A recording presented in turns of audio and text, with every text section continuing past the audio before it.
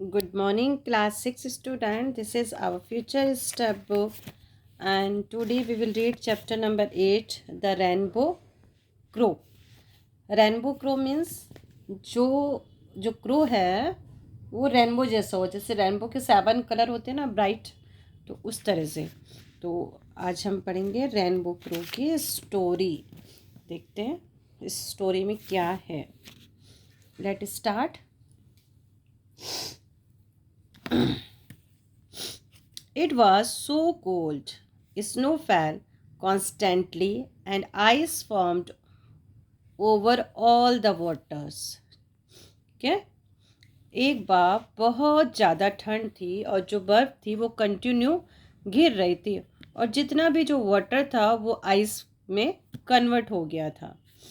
The animal had never seen snow before. और जो जानवर थे उन्होंने कभी भी ऐसी स्नो नहीं देखी थी। At first it was a novelty, something to play in. और जब बर्फ़ फर्स्ट टाइम गिरती है तो बड़ा अच्छा लगता है, तो जो एनिमल्स थे उनको भी ये पहले तो बहुत ही अच्छा लगा और सब लोग इसमें खेल रहे थे बर्फ़ में। But the cold increased many fold and they begin to worry. और उसके बाद जो ठंड है वो बढ़ती चली गई और इससे वो सारे लोग टेंशन में हो गए, वरी हो गए। The little animal were being buried in the snow drift, and the larger animal could hardly walk because the snow was so deep. जो छोटे जानवर थे वो बेचारे किसमें जो स्नो था उसमें वो दबते चले जा रहे थे, और जो बड़े जानवर थे उस स्नो पे बहुत ही मुश्किल से चल पा रहे थे क्योंकि जो बर्फ़ थी वो बहुत ही गहरी थी। जब वो उस पर पैर रखते तो उनका पैर भी बर्फ़ के अंदर चला जाता। Soon all would perish if something was not done. कह रहे हैं कि जल्दी ही क्या होगा, हम लोग सारे के सारे मर जाएंगे अगर हम लोगों ने कुछ नहीं किया, क्योंकि जो छोटे एनिमल थे वो दब रहे थे, जो बड़े थे चल नहीं पा रहे थे और ठंड बहुत ज़्यादा बढ़ती जा रही थी, पानी पूरा बर्फ़ में कन्वर्ट हो चुका था। We must send a messenger to the Creator, said Wise Owl. We must ask him to make his word warm again, so that split snow will leave us in peace. अब उसमें से एक था owl, wise owl. उसने कहा अब हमको creator को एक मैसेज भेजना चाहिए और उनको ये बोलना चाहिए कि जो हमारी जो अर्थ है वापस गर्म कर दो, और ये जो स्नो है, स्प्लिट स्नो, हमें शांति से यहाँ से छोड़ के चले जाए, तो कुछ ऐसा आप कर दो। ये किसने बोला? वाइज आउल ने बोला, एक सबको सजेशन दिया कि हमको एक मैसेज भेजना चाहिए क्रिएटर के पास में। The animal were pleased with this plan. Animal खुश हो गए, हाँ कोई मैसेंजर हम लोग भेज देते हैं। They begin to debate among themselves, trying to decide who to send up to the creator. अब सारे एनिमल्स देखिए यहाँ पे कलेक्ट हो गए, गैदर्ड हो गए। अभी लोग डिस्कस कर रहे हैं कि हम में से कौन है जो क्रिएटर के पास जाएगा। क्रिएटर कौन? गॉड। तो कौन क्रिएटर के पास में जाएगा? Wise owl could not see well during the daylight, so he could not go. जो वाइज आउल है वो दिन में तो देख ही नहीं सकता, तो वो तो जा ही नहीं सकता। Kyoto was easily distress. Kyoto कोई होगा एनिमल, वो कह रहे हैं ये बहुत जल्दी डिस्ट्रेस हो जाता है, बहुत जल्दी टेंशन हो जाता है, और लाइक प्लेड ट्रिक्स, और कुछ भी अपनी ट्रिक्स, अपना चालाकी ज़्यादा दिखाने लगता है।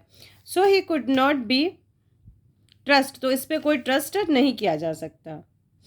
Turtle was steady and stable, और जो टर्टल है वो तो बहुत ही धीरे और धीरे रेंगता रेंगता चलता है। But it crawled too slowly, और ये बहुत ही स्लो चलता है। स्थिर तो है, वो सब कुछ अच्छा है टर्टल में, लेकिन ये स्लो चलता है।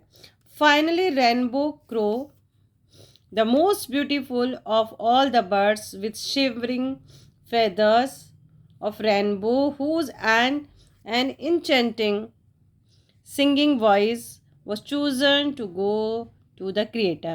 फिर सबसे लास्ट में जो रेनबो क्रो है उसको चूज़ किया गया।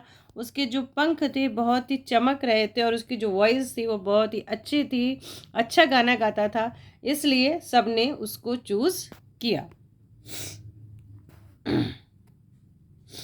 It was an address journey. अभी जो जर्नी थी क्रिएटर के पास पहुंचने की वो बहुत ही डिफ़िकल्ट थी। एड्रेस मीन्स डिफ़िकल्ट थी। 3 days up and up into the heavens, past the trees and cloud. 3 दिन ऊपर और ऊपर हेवन में, सुना, हेवन का होता है ऊपर ही ऊपर होता है, स्वर्ग का होता है ऊपर ही ऊपर, और पेड़ों को पार करते हुए क्लाउड्स को पार करते हुए, सूरज से भी परे, चंद्रमा से भी परे, and even above all the star, यहाँ तक कि तारों से भी दूर। He was buffeted by wind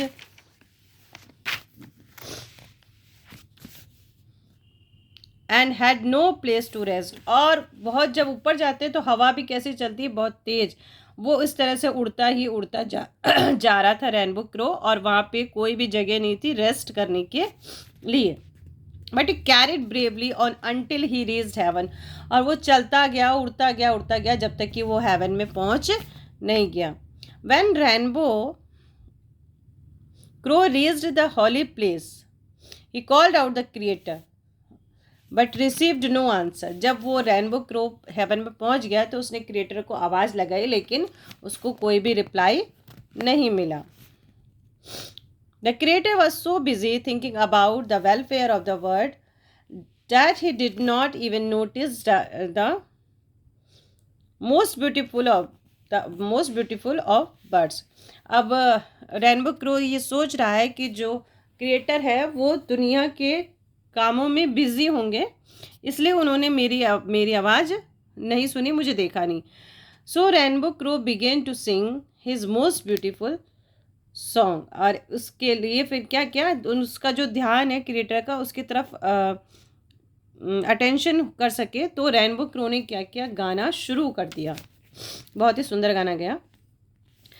the creator was drawn from his taught by the lovely sound and came to see which bird was making it. और उसके बाद क्रिएटर का जो ध्यान है वो उसकी तरफ खिंचा, उस आवाज़ की तरफ जो क्रो ने अपना जो सॉन्ग गाया था। उसने कहा ये लवली साउंड कहाँ से आ रहा है, ये देखने के लिए कौन बर्ड है। क्रिएटर आते हैं देखने के लिए।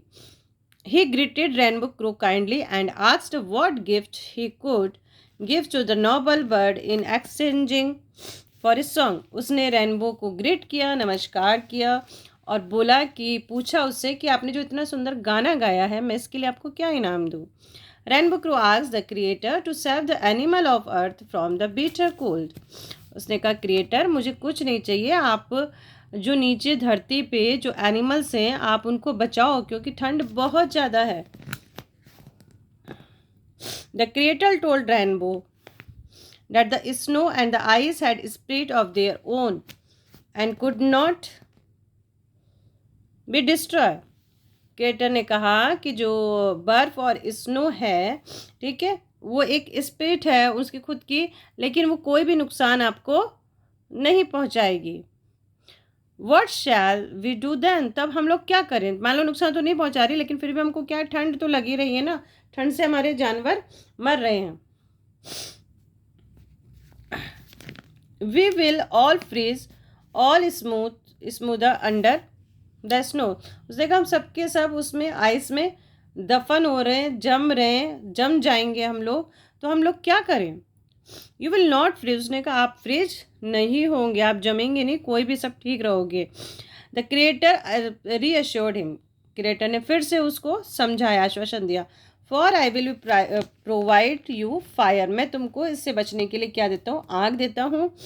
Something that will warm all creature during the cold time, और जब कोल्ड टाइम आएगा तो ये आग जो है आप सबको गर्म रखेगी। The creator stuck a stick into the blazing hot sun, creator ने एक स्टिक ली और उसको सन के पास लेके गए और वहाँ से आग ली उन्होंने।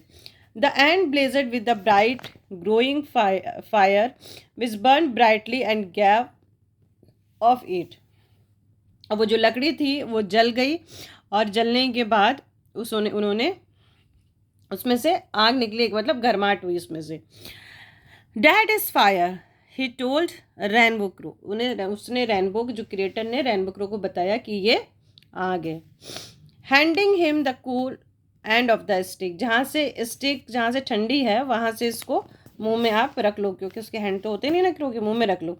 और क्या बोला, you must hurry to earth as fast as you can fly before the stick burn up. और ये लकड़ी जब तक जल रही है तब तक आप जितना तेज उड़ सकते हो उड़ के उड़ो, और अब जितना जल्दी पहुंच सकते हो अर्थ पर पहुंच जाओ। Rainbow crow nodded his thanks to the creator. अब जो रेनबो क्रो था उसने अपना सिर हिलाया और क्रिएटर को थैंक्स बोला। And flew as fast as he could go, और उतना बहुत तेज उड़ा, जितना तेज वो उड़ सकता है उतना तेज वो उड़ा। It was a 3 days trip to heaven, और ये 3 दिन की यात्रा थी वापस हेवन से अर्थ की ओर आने की। And he was worried that the fire would burn out before he reached on the earth, और वो अंदर टेंशन में था कि अगर उसके पहुंचने से पहले ये अगर आग बुझ गई तो वो तो क्या होगा, तो फिर तो आग मिलेगी नहीं, इसलिए बहुत तेजी से उड़ा। The stick was large and he distant from heaven down to the bright path of the star। और जो स्टिक थी वो बहुत ही लंबी थी, और वो भी अर्थ से ऐसे नीचे नीचे नीचे उड़ता हुआ आ रहा था, और उसके रास्ते में बहुत ही चमकदार सितारे थे। Then the fire grew hot as it came closer to rainbow's feather. अब वो आग जलती जलती बहुत करीब आ गई, करीब आते आते वो रेनबो क्रो के फेदर्स पे आ गई, उसके पंखों पे आ गई। Bye the time he flu pass the moon, और उस समय वो चंद्रमा के पास से आ रहा था। His all body was black with soothe from the hot fire, और जलती हुई आग से उसकी जो बॉडी थी वो ब्लैक कलर की हो गई। When he plunged into the sky, जब वो स्काई की तरफ से आ रहा था, and the flew through the cloud, जब क्लाउड की तरफ से आ रहा था, the smog got into his throat, और जो उसका जो धुआं था, जलती हुई आग का जो धुआं था वो उसके गले में चला गया। स्ट्रेलिंग हिज ब्यूटीफुल सिंग वॉइस, और उसकी जो सुंदर जो आवाज़ थी उस पे जाके उसमें चली गई, तो उसकी आवाज़ थोड़ी सी क्या हो गई, जब धुआं चला गया तो उसकी आवाज़ पे भी इफेक्ट पड़ा। By the time rainbow crow landed among the freezing cold animals to the earth, he was black as tar as and could only caw instead to sing. और जब वो बेचारा रेनबो क्रो उस आग को लेके नीचे उतरा, जहाँ पे जो अर्थ पे जहाँ पे पृथ्वी पे जो जानवर थे, जहाँ पे बहुत ज़्यादा ठंड थी, जब वो नीचे उतरा तो उसकी पूरी बॉडी तो हो गई थी ब्लैक, इतनी ब्लैक जैसे कोई तारकोल होता है, और उसकी जो आवाज़ थी वो गाँव गाँव की आवाज़ हो गई, जो इतना सुंदर वो गाता था उसकी आवाज़ इस तरह से हो गई। He delivered the fire to the animal and they melted the snow and the warmed themselves। और उसने क्या किया, उस आग को जानवरों को दे दिया, तब बर्फ़ थोड़ी सी पिघली और उन्होंने अपने आप को घर में महसूस किया। Rescuing the tiniest animal from the snow drift where they lay buried. और उसके बाद जो जानवर ज़मीन में जो दब गए थे उनको भी बचाने का काम आग ने किया, क्योंकि वो बर्फ़ क्या हो गई, पिघल रही थी, और जो जानवर थे उसके अंदर दबे वो बाहर आए। It was a time of rejoicing for them, और सब लोग बहुत खुश थे। Fire had came to earth, जो आग थी वो धरती पे आ चुकी थी, but rainbow crow sat apart saddened by his dull ugly feathers and his rasping voice। और जो सब तो खुशी हो रहे थे, लेकिन जो रेनबो क्रो था वो अलग से बैठा हुआ था, उदास था, उसका कलर भी डल हो चुका था, उसके जो चमकदार जो पंख थे वो ख़राब हो चुके थे, और उसकी जो वॉइस थी उसकी वो भी रफ हो चुकी थी। Then he felt the touch of wind on his face. तब उसने देखा एक हवा का झोंका उसके फेस पे आता है।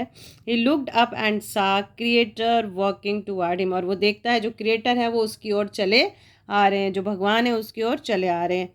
और बोलते हैं don't be sad rainbow crow उदास मत हो। The creator said all animal will honour you for the sacrifice you made for them. सारे के सारे जो एनिमल हैं वो तुम्हारा सम्मान करेंगे, तो इतना बड़ा सेक्रीफाइस तुमने उनके लिए किया है। And when the people come, और जब पीपल आएंगे, जब लोग आएंगे, they will not hunt you, वो तुम्हें कोई नुकसान नहीं पहुंचाएंगे। For I have made your flesh taste of smoke, इसलिए मैंने तुम्हारा जो मांस है उसका जो टेस्ट है एक धुएं की जैसे एक खराब टेस्ट मैंने बना दिया है। So that it is no good to eat, इसलिए खाने के लिए तुम्हारा मांस भी ठीक नहीं है, तो लोग तुम्हें पकड़ेंगे भी नहीं, तुम्हें खाएंगे भी नहीं, तुम्हें कुछ भी नहीं करेंगे। And your black feather and the hoarse voice will prevent man from putting you into a cage to sing for him, और जो तुम्हारा जो ब्लैक कलर है और जो तुम्हारी आवाज़ है इसकी वजह से लोग तुम्हें पकड़ेंगे भी नहीं, तो हमेशा फ्री रहोगे। यू विल बी फ्री, हमेशा कैसे रहोगे? फ्री रहोगे। Then the creator painted the rainbow crow's black feather, उसके बाद क्रिएटर ने जो उसके जो ब्लैक फेदर थे उसको पेंट कर दिया, एकदम उसको भी शाइनिंग कर दिया। Before his eyes rainbow crow सा ए डल feather become shining and inside each one, और उसका थोड़ा सा जब कलर कर दिया तो उसके जो पेंट कर दिया ना क्रिएटर ने, तो उसने देखा उसके जो डल feather हैं वो शाइनिंग हो गए हैं। ठीक है तो ब्लैक बट शाइन हो गए हैं, चमक रहे हैं। He could see all the colours of the rainbow, और वो इसमें अपने सारे कलर देख सकता है रेनबो वाले में।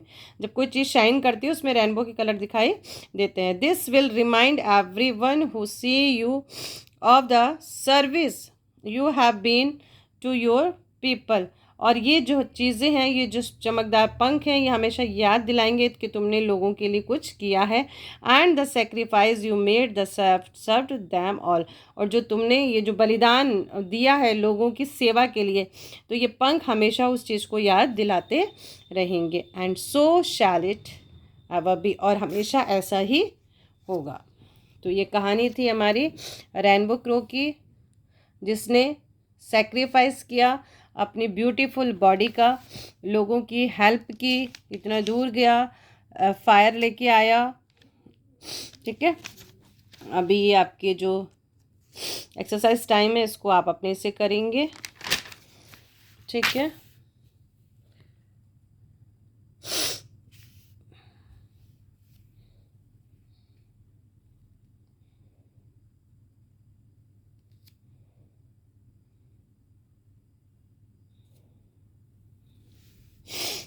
क्वेश्चन नंबर ई सेम है, सीक्वेंस में लिखना है हमको।